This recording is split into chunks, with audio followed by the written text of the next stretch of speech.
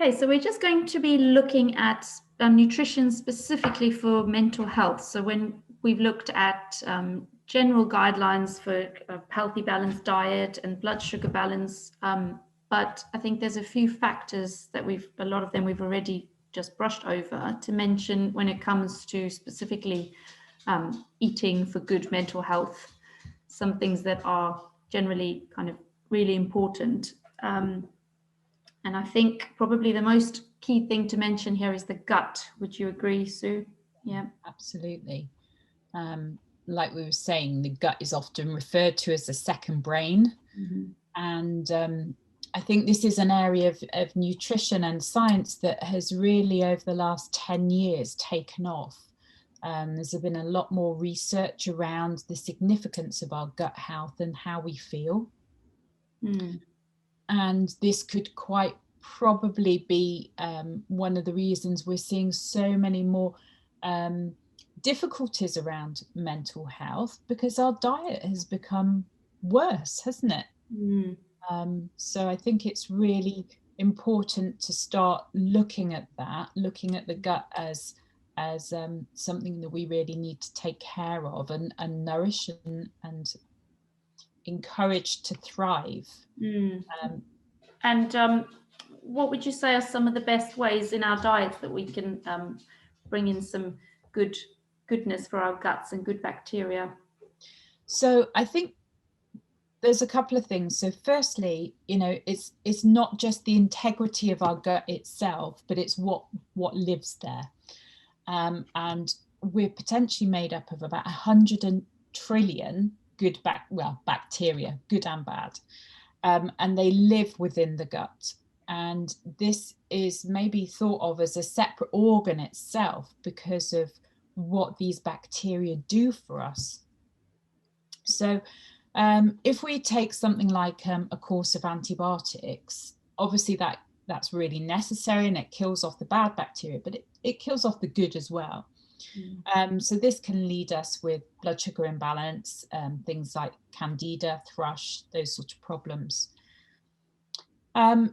To repopulate the gut, we want to be looking at things like probiotics. And there's probiotic foods and prebiotic foods.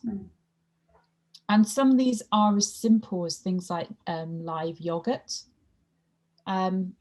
So having the bacteria there is one thing, but then giving them the food that they like to eat is the other. And I think this is where the more educated and the more we know about what we eat, we can really make a difference. So, and that's where the prebiotics come in. So that's the food, the probiotics.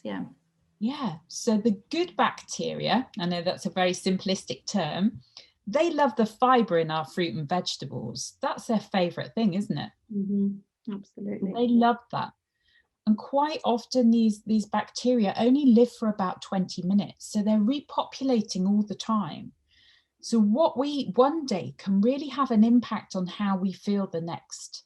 And I think that's quite exciting to think you can start making a dramatic change to your body. And likewise, the bad bacteria like to feed on things like sugar, which is what they love most. So that's just going to be too much sugar is going to be increasing the amount of bad bacteria, which we also want to avoid. And they're sneaky, aren't they? Because if they don't get their food, they'll start craving it, and that makes us crave it. Absolutely. I think New Year's resolutions are a really brilliant example of this, where there's been this run-up of consumption of alcohol, mince pies, chocolates, all those sweet treats, and then you go cold turkey 1st of January, and it's really hard. Really hard, because that's all you want, isn't it? It's just what your body's asking for. Yeah. But it's really what those bacteria, those bad bacteria, are asking for. So it's about, hey, taking back control. So eating a diversity, again, of those diverse fruits and vegetables is what the bacteria like. And different ones will have different preferences, like us. I might like pomegranate as a fruit, but you might like raspberries more. So the bacteria are just the same. And another food group to start looking in is more these fermented foods, like sauerkraut, kimchi, maybe some kombucha, but keep an eye on the sugar levels. And they're super easy to make at home as well.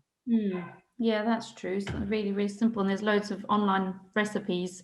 You don't need much, and it's cheap, isn't it? Yeah.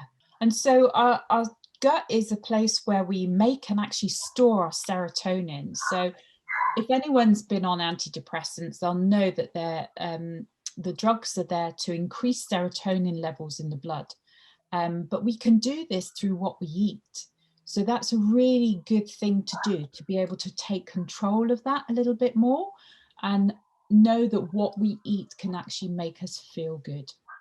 So I think it's really important to think of that balanced diet, that there's no silver bullet here. So it's about getting a balance, good quality protein, those healthy fats, because we know that they're so important for the brain. The fiber in our vegetables, in our whole grains, beans and pulses. And these are the foods that give us so many of our B vitamins.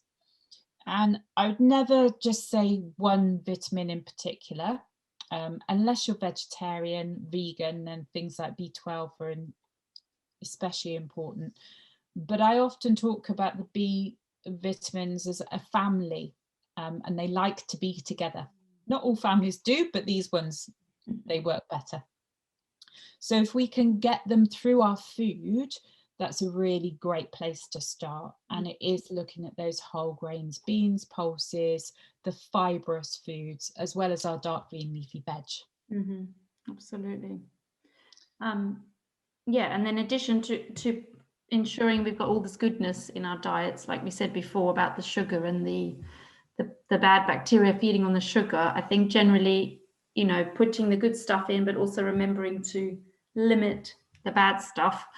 Yeah. The bad stuff is quite important, the sugar, but other stimulants, coffee and alcohol, things like that are working against all the goodness that we're trying to create in our bodies is important. Yeah. And recognizing that things that might be marketed as being healthy aren't. I know we're going to look at labels in another session, but things like fruit juices and smoothies, actually, these are just sugar. And if you want to have the fruit, you're much better to eat the whole fruit because you've got the fiber there, which is going to have a good impact on your gut bacteria, but also lessen that sugar spike. Cereal bars, that's another one. There's just so many on the market. It's absolutely just everywhere you look, isn't it? Everyone's bringing out a new bar, and they're not all wonderful, are they? No, very few are, very few. So I think it's about having a balanced diet. Not skipping meals is really important, to get those good quality proteins and fats in there for our mental health. And also to look at how we eat. So not rush our meals, sit down and eat at a table, start to be really mindful about what we're eating, and chew our food thoroughly. Things like that can all make a difference. Absolutely.